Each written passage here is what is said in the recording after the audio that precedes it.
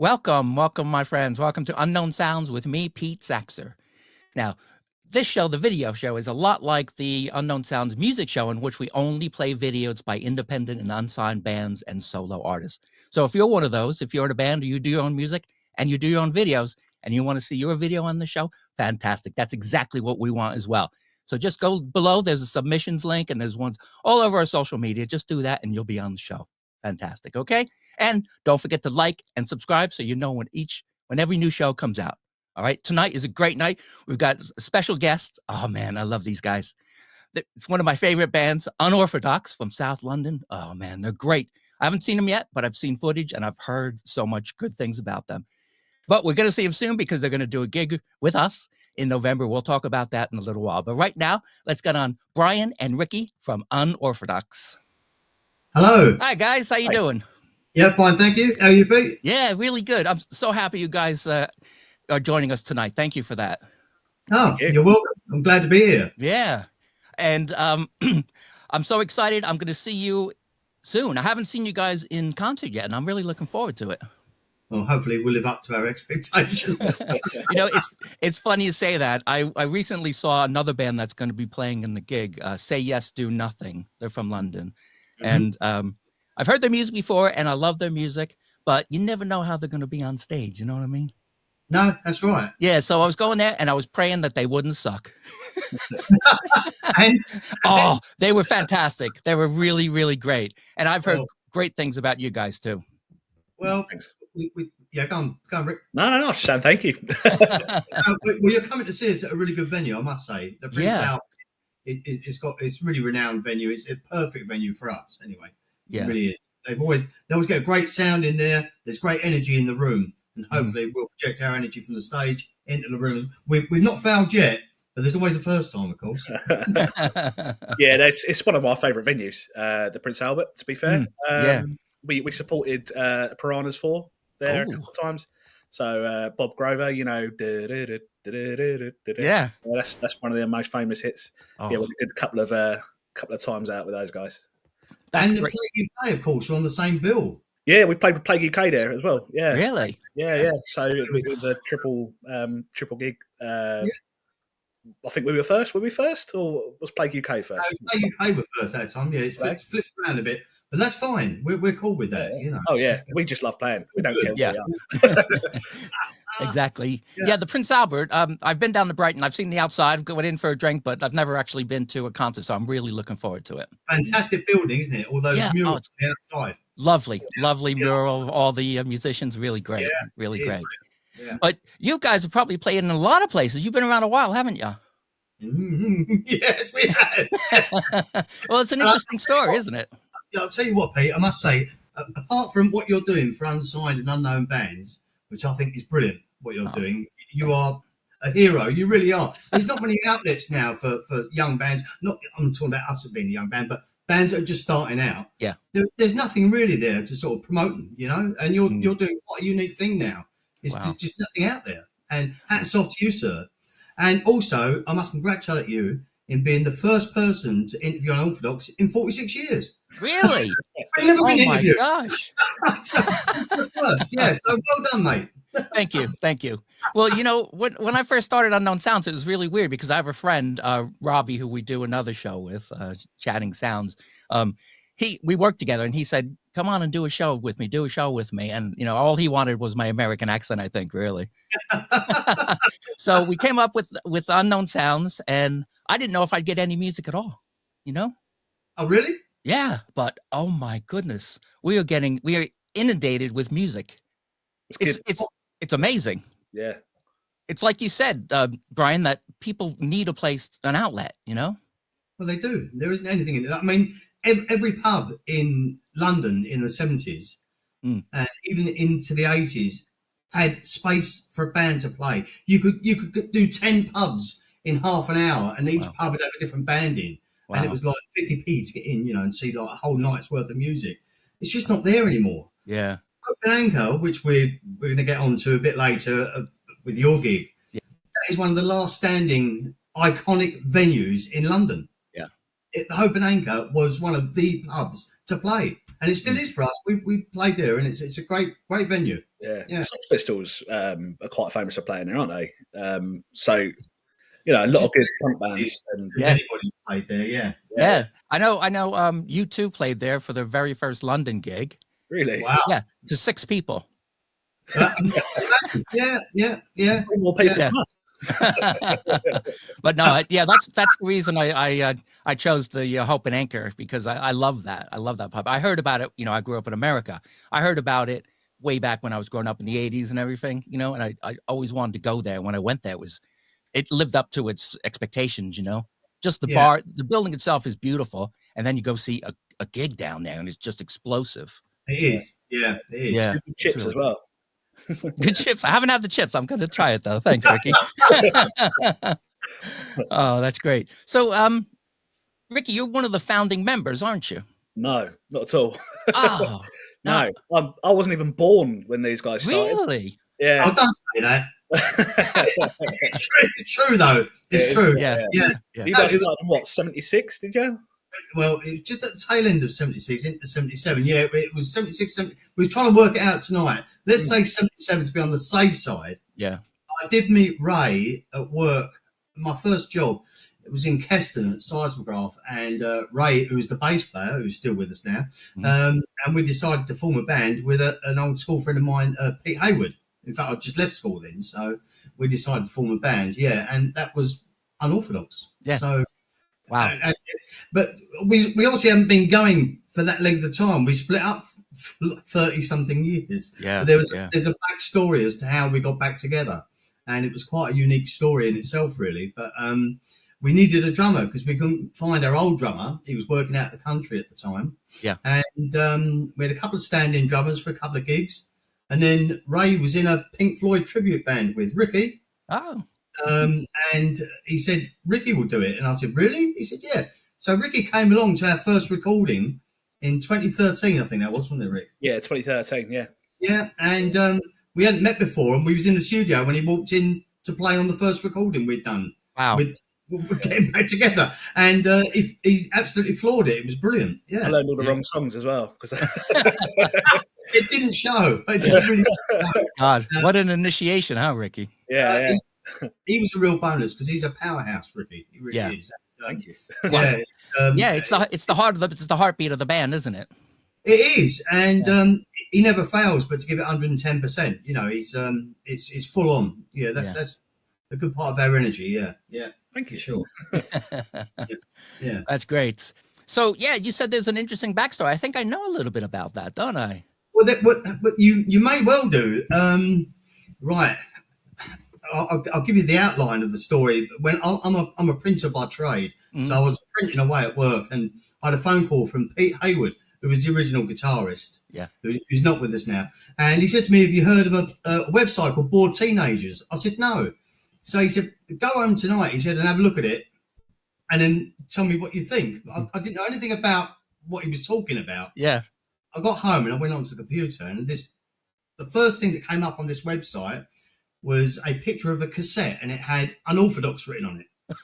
And it said underneath it, "If anyone knows anybody that was connected with this band, can they please contact me?" Wow. With a contact number.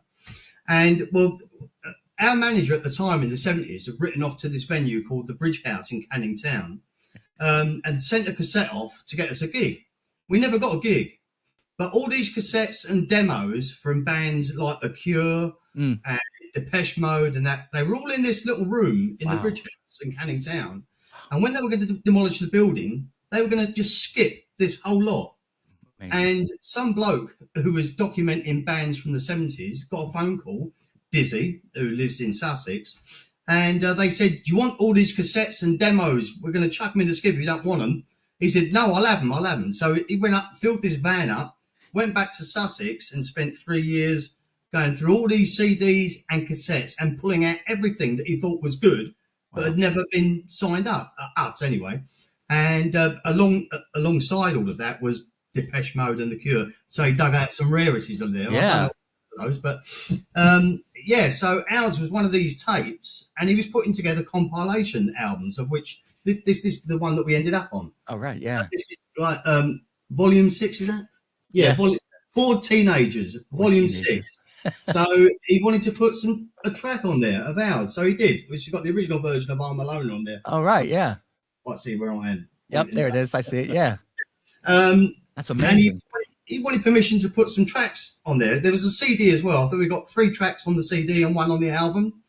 And so Pete said, I rang Pete up and I said, yeah, I've seen it. What should we do? And he said, should we give him a ring? I said, yeah. So we went down to see him. We still had the original reel-to-reel tapes as well from those recordings that we'd done, the demos. And we went down to see him and we signed some sort of deal, which I think we got 50 quid for, to put it out on vinyl and on CD. And that was it. That is fantastic. And then when they'd done the launch party for this album, they'd done a promotional show in London at the Boston Arms in Tufnell Park.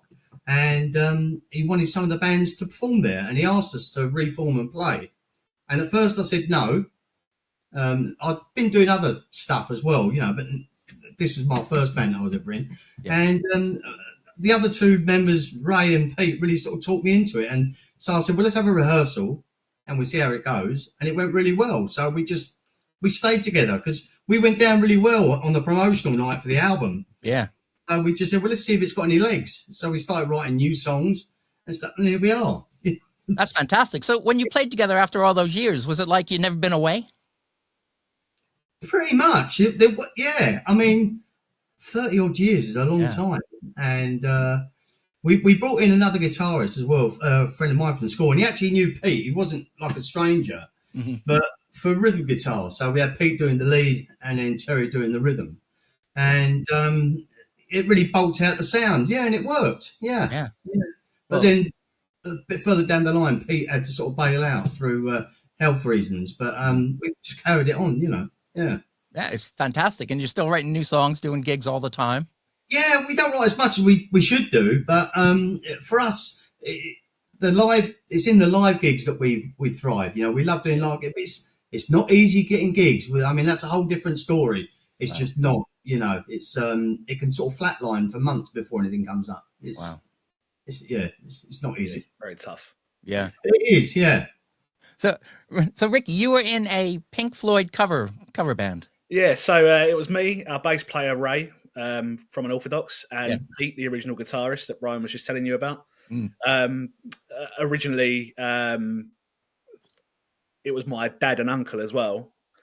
They'd been going for years and years and years and split up, and they reformed in about 2012. We reformed actually because my mum sadly passed away, and we wanted to do some charity benefits for like hospices and things like that. So they rejoined, asked me to play drums, and that's how sort of we got together from there. And then we donated everything to charity, everything we made over 10 years. So we sent a few poorly children to Disneyland. We paid for a few funerals for families that couldn't afford it. We did a bit for Help for Heroes. Wow, very worthy causes. Yeah, absolutely. Yeah. So were you a big fan of Pink Floyd then, Rick? I wasn't originally, no. I wasn't sure if I wanted to do it at first. I think I said no. It was all a bit too slow for me, to be fair. But no, I am a big fan now. I really grew to enjoy it. Classic, aren't they? Yeah. Brian, did Pink Floyd play in the pubs when, in the 70s and early 80s? They were out of the pub arenas by then. They used to play around Bromley. Oh yeah, they were playing like Wembley Stadium in the 70s. Oh yeah, you're right. Of course, yeah, the big concerts, weren't they? But they did play in pubs around Bromley back in the day. Yeah. And including where Unorthodox as well played in Chislehurst Caves in Chislehurst. Oh, right. We played there, and Pink Floyd played there before us, and The Who and Bowie, and the Stones were discovered there by Andrew Lou Goldman. Oh, my gosh, amazing. So they've got history around southeast London. Yeah. Great. Hey, just off chance, I don't know if you would know. Do you know the anabolic steroids? Yes. Okay. Steve Nash is a big supporter of Unknown Sounds, and he's been played on a lot. I know Steve. Yeah, he's a great guy. He is a really good guy. Yeah. In fact, his anabolic steroids, the first band I saw in Hope and Anchor. Oh, really? Yeah, it was wild. Wow. It was wild. Did you sing along to Pooch Maxi? Oh, yeah. Did you know what a Pooch Maxi was? No, I didn't. I had to look it up. I asked Steve, and then I had to look it up on Wikipedia. Oh. Anyway, yes, I know Steve. Yeah, he's a great guy. Great. Yeah. What if we show a video now? Okay. This is September soiree. Yeah, I must quickly butt in it, Pete. Go right ahead. Our video stuff on YouTube is very few and far between. We're not great at getting this sort of stuff together. We've never done any proper videos. It's all pretty ad hoc. So I understand. I totally understand that, mate. We just want to give the people a little bit taste of what it's like to see. Yeah, that's fine. Yeah, no. And as you said, though, being there at the gig is a totally different experience, an immersive, wonderful experience, and the video is just a shadow of that. Yeah, sure. Yeah. All right, so here we go. September soiree with Unorthodox.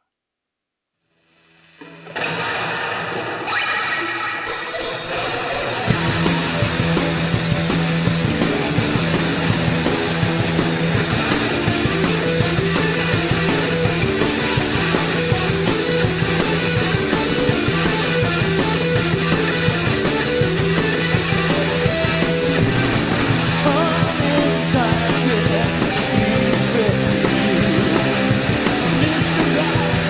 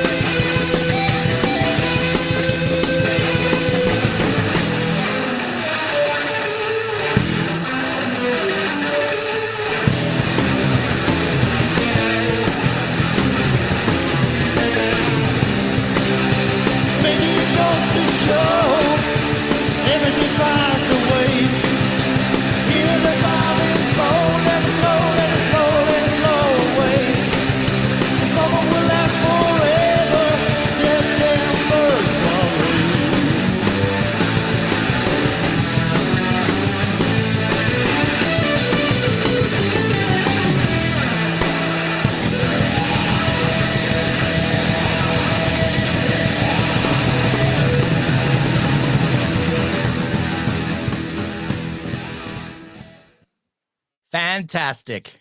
Thanks. Oh, I love that song, babe. What a voice you've got, mate. Thank you. Really nice. Really nice. Is that one of your newer songs?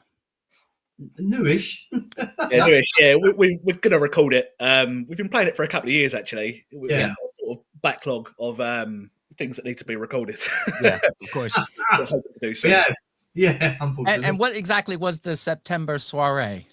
It was when I got married to Jo, my wife now. And but there's a backstory there too, but I'm not going to go into that tonight. But we eventually got round to getting married. We were together in the 70s when Unorthodox first formed. That's where we met. Wow. We both went off and had different lives and then got back together like the band years later. Yeah. So wow. That's it. He finds a way in the end. That's right. That's right. It's art and life coming together. That's right. Yeah. Ricky, you said that you liked Pink Floyd, but it was a bit too slow for you. What kind of music did you first like? Did you get into? I really didn't like music until I was about 16. Really? I didn't really get into music till very late. Didn't do it in school, anything like that, really. But when I first started listening to music, it was Foo Fighters. Foo Fighters, Queens of the Stone Age, sort of rocky bands. And it sort of grew from there, really. I've got a bit of a deeper appreciation for a bit of everything now, really. Yeah, slowed down a little bit as I got older, but still play fast. Brian, when you when did the first phase of Unorthodox fizzle out? Oh, blimey! Was that you started? You did some recording, some demos in '77. Yeah, 77 and 78. It probably faded out around 1980, probably. Yeah, I think. Yeah, it did. I mean, I can't remember exactly what happened. Ray can probably tell you exactly what happened because I think he was the original bass player. But it just all fizzled out and came to. I don't know. It just felt like unfinished business anyway. Yeah. We all went off and was doing different things. Yeah. But it did sort of. It just literally just faded. So when we came back together, it really did feel like we were finishing something that wasn't finished. Yeah, if you that's see what I great. mean. Originally, we did feel like we had something left. You know. Even in the early days, they were really good live shows. You know, we did. I'm sure. Yeah, it's about the live performance. You know. Yeah, definitely. Yeah. So in that interim, were you said you were exploring other musical factions? Were you in any other bands or anything? Yeah, I was in another band. After the ashes of Unorthodox faded, one of the guitarists that we had called Paul Owen, he came in as a rhythm guitarist, and he was a good guitarist, but he didn't quite fit in with what we were doing. But I formed a band with him after called the Telegents, and we went on and we was together a few years, but we had a couple of independently released singles and played around the London circuits and that, alternative rock like what you're doing now. It was, I suppose, more what they call power pop, sort of. That's what we get labelled as, because there was one of our singles, the single called "Get Out." It was only independently released, about 500 copies. There was a copy on eBay. It might even still be on there last week for 35 quid. It's sort of got legs of its own now. It's nothing to do with us. I don't know why that is. I meant to say to you, I was on Discogs the other day, and I saw a copy of the Telegents. Was it a 7-inch? Was it? Yeah. I saw a copy of that. I meant to say I saw a copy. I think that was about 50 quid. Wow. Oh, was it? Yeah, I know. Yeah, he keeps cropping up every now and again. I don't know why. But we were classed as sort of power pop. We've even appeared on not to my knowledge, these things have just suddenly appeared. They've been bootlegged on power pop compilations, and the Telegents are on there. Nothing to do with me. Got no royalties from it at all. But that's just the nature of the business of music. So unfortunately, yeah. Well, these days it's hard to really label music because there's so many different influences that go into it. There is. That's very true. And Unorthodox are like that. That's really why we came about that name, because when we started, like every other band that's probably formed, first of all, we used to do covers, Yeah. And it was a very wide spectrum and you couldn't really pinpoint it. It was quite unorthodox. So we changed the spelling because everything was spelled differently in the punk days. So that's why it's called Unorthodox, Yeah. South East London, you don't pronounce the T and the H, Exactly. I want my American friends to realize that, because well, that's why. yeah, exactly. Unorthodox. Yeah. Yeah, it's great. It's great. Yeah. Very cool. You're going to be playing at Prince Albert on October 28th. I don't know if tickets are still available, but if they are, guys, go get them. It's going to be a great show. It's not only Unorthodox, but also Plague UK is going to be there. Yep. Headlining, I think, didn't they? Plague Are UK. they? Yeah. And the other band, Dirt Royal. Yeah, I don't know anything about them really, but I've heard they're very good. I was going to say, I was checking them out on Instagram. We followed them on Instagram, and it's pretty cool. I'm excited to see those guys. Yeah, well, we've played a lot of Dirt Royal on Unknown Sounds, and Charlie, the main guy there, he's a really great guy, and it's a really rockin'. I guess I wouldn't even know what to call them. They're kind of punkish, rock and roll alternative. Great stuff. It's gonna be a fantastic night. I cannot wait. Yeah, I'm looking forward to it. It should be great. Yeah. We're pleased to be open with both those bands, so that's great. Yeah, that's great. And then I can't wait on November 5th at the legendary Hope and Anchor. Unknown Sounds is doing its first live gig with you guys, because we're only playing bands that have been featured on Unknown Sounds, and of course you have been. Mm-hmm. And the Sunpin Leaves. I don't know if you know them. You played a track. Go on, Rick. I was just going to say, I'll check those guys out as well. I'll put a story up on Instagram promoting the Unknown Sound show that we're about to do, and I used the Sunpin Leaves song. Can't remember what it was called, but it's stuck in my head, and I was sitting there. I was sitting in the waiting room, and it was just in my head. I can't remember what it's called now. They sound really good. I've heard a couple of tracks. They do sound good. Yeah, they're very talented. It's different. It's more Americana, country-ish kind of stuff, real low key, but beautiful, beautiful lyrics and beautiful musicianship as well. So I'm looking forward to that. Harmonies too. They got fantastic harmony. They just won International Vocal Duo of the Year for International Singer-Songwriter Association. Oh, really? Yeah. They went to Georgia to pick up the award. Yeah. You know what? Yeah, I think they had a few pictures on their Instagram of Georgia. They do. Thinking, oh, that's weird. And they're great guys too. And then, of course, Blake UK is going to be playing as well. Yeah. I haven't seen them. Again, I'm hoping they don't suck. I'm sure you don't. I'm sure you don't, guys. They really don't. You'll be really pleased. They've got the energy of early Jam, Jam, Paul Weller's first band. They've got the energy of that. That's from that sort of ilk they come from. But they're really good. Yeah. That's the vibe I get from them. Yeah. And then Say Yes, Do Nothing, a relatively new band from London. They're really great. You know a lot about them, when I say. Yeah. Well, their big song is like a country song, which is really weird, because when you hear it on the radio, well, on my Unknown Sounds, it's very country, but when you're there, it's more like a honky tonk in your face song.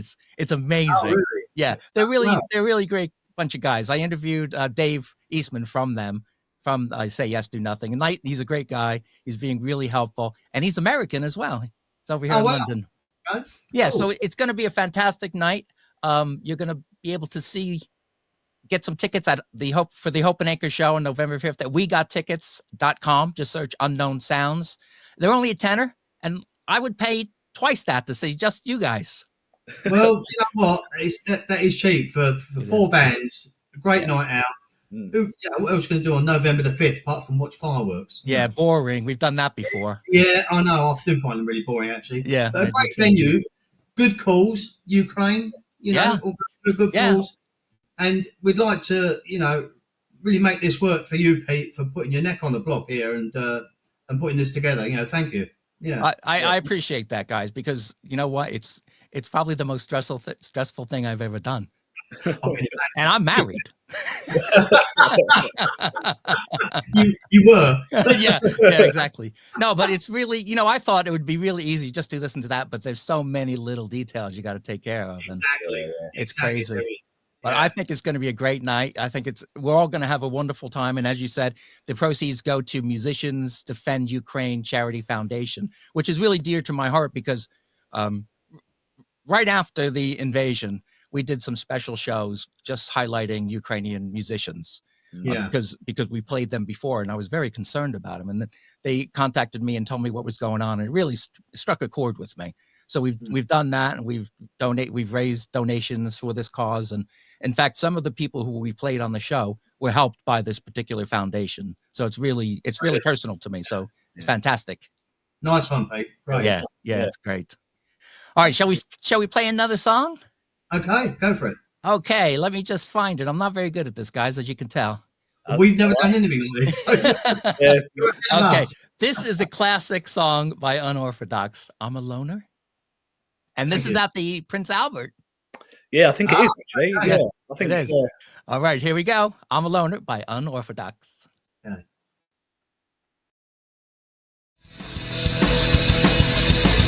Take a good look at people around. Ain't funny, haha. I do as I please and I don't even care. Sometimes I go too far. Some people are neurotic, but I'm psychotic. I suppose you knew.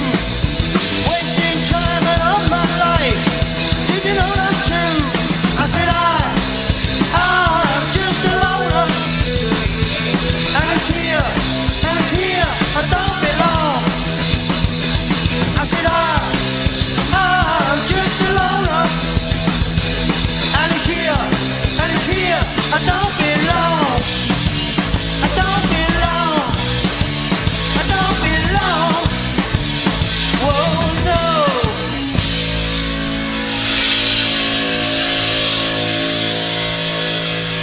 1, 2, 3, 4.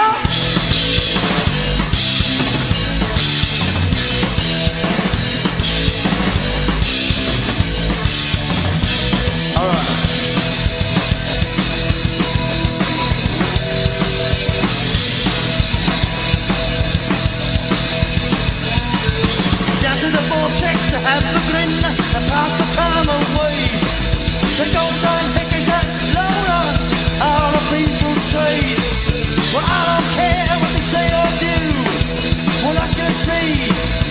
Never ever do mix in with their cold. I don't like their company. I said I'm just a loner. And it's here, I don't belong. I said I'm just a loner. And it's here, I don't belong. I don't belong. I don't belong. Whoa, no.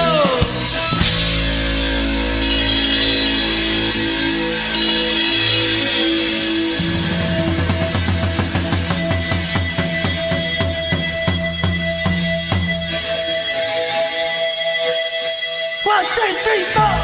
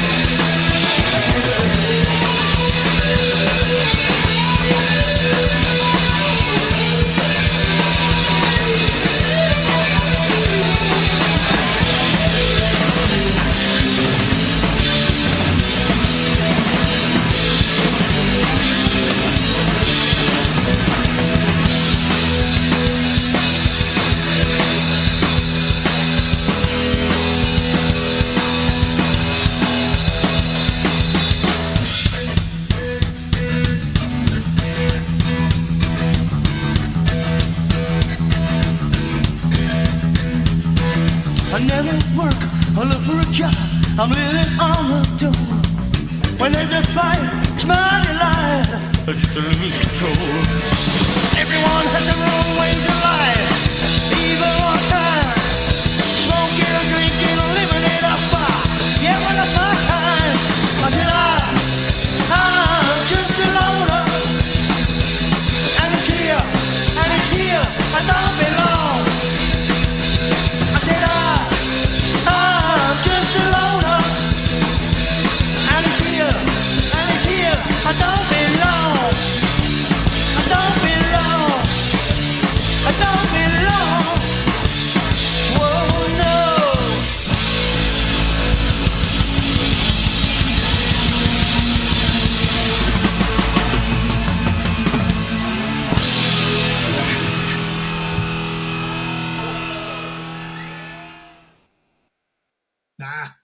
Oh well, it's a bit muddy, that sound, but it is what it is. Yeah. We there's always a funny story about I'm a Loner, and I don't know if Brian will remember or know where I'm going to go with this, but we were booked to play a Chinese New Year celebration.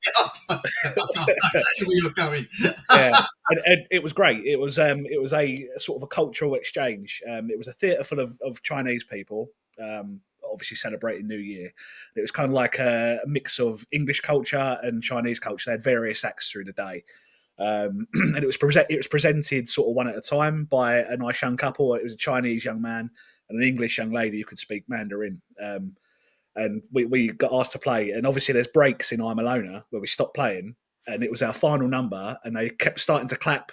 And we were sort of running over time. And they kept shutting the curtains. And all of a sudden, Brian had kicked back in.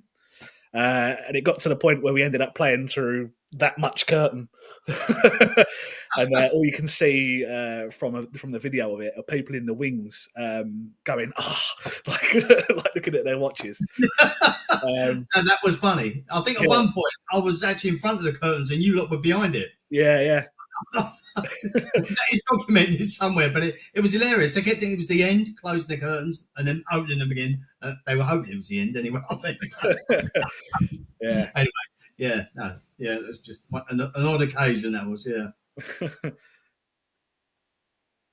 We've lost you, Pete. We can't hear you. Can you hear Pete? I can't hear you, Pete. Sorry. Pete? Sorry, can you hear me? There you go. Sorry about that, guys. That's a fantastic story. I love that. You know, in the song, though, during the when you're not singing and there's just this wall of sound coming at you, it's just mesmerizing. You know what I mean? It's just at you, and that excellent guitar coming in there. Man, it's really good stuff, guys. It's a wall of sound, and it does. Yeah. Well, actually, there's a bit in there which is it's called the Om Riff, and it's by a psychedelic band called Gong. It was written by Steve Hillages. I don't know if you know any of these people. No. You ever heard of Gong? Have you ever heard of Steve Hillages? No, but I'm going to look them up now. Look up the Glorious Om Riff by Steve Hillages. Right. And that's where a bit of that guitar comes in. But it really fits. It wasn't in the original I'm a Loner, but we put it in when we reformed. Courtesy of Pete. It was Pete's idea because we're both really big Gong fans. Yeah. And it worked so well. We kept it in. And it works superbly. It certainly does. It's fantastic to see live. It goes down well. We play quite a lot of festivals, don't we? Yeah, and that always goes down really well. Yeah, there's a lot of the festivals we do. They're sort of they like that sort of psychedelic stuff anyway. You know? So definitely, definitely works in there. And are you going to play? Do you think you're going to play that song on November? Oh, we will. We always play that song. No, we'll do that definitely, Pete. Yeah. That's great. And if people want to get in contact with you, you're on Instagram, aren't you? Yeah, I think Facebook's probably the best way to get a hold of us. There we go. Facebook, it's just at Unorthodox. Yeah. Remember F instead of a TH, guys. Instagram we use. It's mainly me on Instagram, but Facebook, I mean, I've got an Instagram account. I never use it. I'm just old. Yeah. Ricky's way. Yeah. And you also have a website, don't you? Unorthodox.net. Yep, we do. Yeah, Ray's great. Really, but and we'll also put all your links down below on here. And when we post about it, it should be great. Okay. I want to thank you guys so much for coming and speaking with me today and giving your time. I really appreciate it. And of course, for your time and your talent on November 5th. No, thank you. Thank you, Pete. Yeah, thanks for asking us. And look forward to meeting you in person on the 28th down in Brighton. Too. We'll buy you a pint. Oh, thank you. And hopefully, if Ray remembers to bring some CDs, we'll give you a copy of our album too. So. Oh, fantastic. That's great. That's great. Brilliant. Okay. All right, guys. So thanks again, and we'll see you next time. Thank you very much. Cheers. Bye. Cheers. Bye.